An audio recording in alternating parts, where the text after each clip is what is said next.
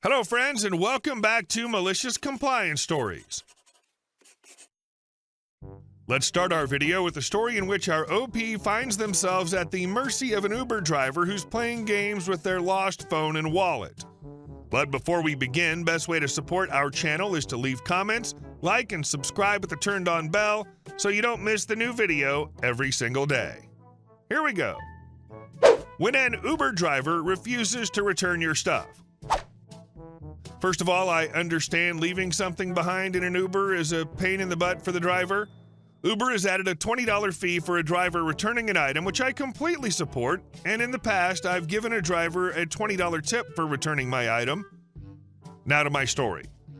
Late Friday night, I left both my phone and wallet in an Uber on my way home from a party. I thought they might have been left at the party, so I waited until Saturday morning to check before reaching out to the Uber driver. My phone's off, so no luck with Find My iPhone, which is strange because I went out with a full charge. My friend's unable to find it at his place, so I reach out to the driver. I try him a few times throughout the day, and I either get his voicemail or he answers and immediately hangs up.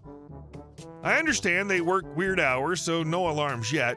Finally, I get through and he confirms he has the phone but says he can't meet today. When I ask when he can meet, he starts to pretend he can't hear me and just says, "Hello? Hello?" before hanging up. I try him the rest of Saturday and Sunday, getting the same voicemail/hang-up runaround. I reach out to Uber, who reaches out to him directly asking about my items. Monday morning, Uber tells me he doesn't have them, and despite me telling them that he confirmed that he did on Saturday, they were about as helpful as you'd expect. I get a hold of the driver Monday afternoon after repeated attempts, which is only the second time I've ever spoken to him at this point. His story is now that he doesn't have them, and when I say I'm going to get the cops involved, he hesitates for a second, but then doubles down and says he can prove he doesn't have them. I file a police report, and then as a last-ditch effort, decide to take the number I got from his answering machine. Uber connects you via phone rather than giving you their number, and text him, offering $200 for my items returned, no questions asked. Well, guys, as luck would have it, he found my phone and wallet. My offer must have made them magically appear out of thin air. I grab $200 from the bank and we arrange a meeting time, which he repeatedly moves. I'm having to do this all without a phone, so shout out to my lovely wife for coordinating this all. He's apparently very excited during this call and is asking how his reward will be paid. I wait in the rain for an hour for this guy in a sea of downtown Chicago Ubers. Finally, I spot his car, confirm it's him, and jump into the front seat. I pull out the money and ask to see my stuff, which he pulls out of his center console and places near me. I start counting out the money on my lap, and once I reach $200, I pick it up, take my wallet and phone, and say, "Here you go," without actually handing it to him. I book it out of the car and don't look back. I go the opposite way he's facing so that he can't follow me and make my way to a pedestrian-only courtyard. Surprise, surprise, my phone's turned off with plenty of battery left, which means he turned it off so I couldn't find it. I feel for Uber drivers who have to deal with customers leaving stuff behind, but I would have happily worked with them to make it as convenient as possible to return my things. Refusing to coordinate and then lying about having things that you find is theft, and it felt great to pull a fast one on this a-hole. Please tell me that OP contacted Uber and told them all this so he's banned. This is literally extortion. It makes me wonder how many crappy other things this guy does to his passengers. And our second story. Neighbor is increasingly upset about my yard, but I'm disabled. I've been getting some pretty strange notices from the city about my yard lately, and it's starting to drive me up the wall. It's always something small like a bush allegedly sticking out onto the sidewalk that needs trimming. The thing is, I can't find any bush that's actually causing a problem, so I just end up trimming all of them. This has happened 3 times now for things that don't even seem like an issue. I just can't see what they're talking about. Recently, I found out that one of my neighbors is behind these reports, and apparently she does this to everyone in the neighborhood. Now, I'll admit that in the last couple of months, I haven't been as on top of yard work as I used to be. My autoimmune disease has flared up, leaving me pretty much stuck on the couch. And just when I thought I was getting a bit better, I tore my ACL playing soccer during my one good week. So yeah, I'm double disabled at the moment. I used to pay for a lawn service twice a week and handle the rest myself, but after getting laid off and losing a couple of roommates, my finances have taken a serious hit. I had to refinance the house just to keep up with the payments, and I'm still trying to find new roommates, but it's been tough in my area. With all that, I just can't afford the lawn service right now, and my dad, who's getting up there in age, can only help out once a month or so. Today, I got another letter from this upset neighbor, and of course it was unsigned. They even mailed it with a stamp so I wouldn't know who sent it. The worst part is, a kind neighbor overheard this woman talking about reporting me again and took it upon herself and her son to mow my lawn to prevent that from happening. I didn't ask them to do this, but I was incredibly grateful and thanked them profusely. Still, this kind neighbor doesn't want to tell me who the complainer is, and it's honestly just bumming me out. But here's where things took a turn. After getting that last letter, I decided to fight back in the most satisfying way I could think of. You see, my autoimmune disease has made me an expert at adapting to challenging situations. I decided to use the time I had stuck on the couch to dig into some city regulations and property records.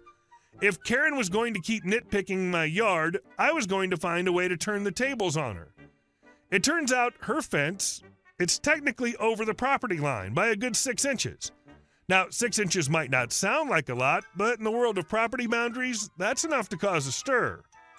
I also found out that she doesn't have the proper permits for the shed she put up last summer. Armed with this information, I sent an anonymous tip to the city. A few weeks later, I got to watch as city inspectors paid her a visit. The look on her face when they told her she needed to move her fence and either get permits for her shed or tear it down was priceless. She tried to argue, but rules are rules, and she was caught red-handed. Now every time I look out at my yard, I can't help but chuckle. My bushes might be perfectly trimmed, but Karen's got some major yard work ahead of her, thanks to her own nosiness. Sometimes karma really does work in your favor. And our next story. Guys walk into a blocked aisle for tape. When I worked at a hardware store, I occasionally had to spot for people who had to grab pallets of products with a lift. Of course, when we do that, we would need to close 2 aisles, one being where the product is, the other being the adjacent one, where in the event of something being pushed or pulled by accident when grabbing an overhead product, no one gets hurt or injured from something falling. Obviously, we don't want customers passing or opening the gates because we want customers to be safe. Unfortunately, some dinguses don't think that rule applies to them and thought to be untouchable. A coworker in a forklift and I were in the tile aisle helping an older couple, sweet people, get some tile, and it turned out the remaining tile they needed was on the overhead. So as my CW got the lift in position, I went to close the other aisle to the right, our carpeting, and see a group of 6 people looking at rollaway carpet.